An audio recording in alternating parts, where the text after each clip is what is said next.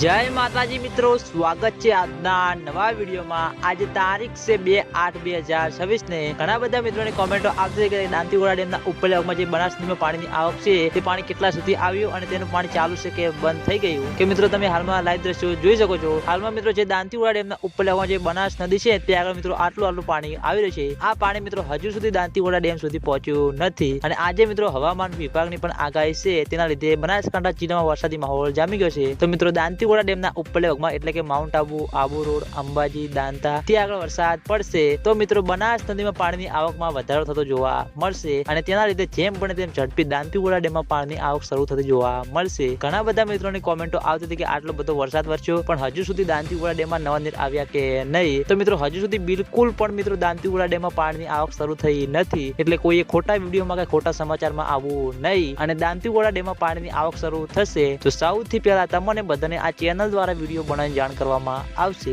એટલે તમે બધા અમારી ચેનલ ઉપર નવા હોય તો વિડીયોને લાઈક કરી દેજો, કોમેન્ટ કરી દેજો અને ચેનલને સબસ્ક્રાઇબ પણ કરી દેજો, જેથી કરીને અમે દાંતીવાડા ડેમ અને બનાસ નદીના અવનવા વિડીયો લઈને આવશું તો સૌથી પહેલા તમને બધાને ખબર પડી જાય। તો મિત્રો જય માતાજી।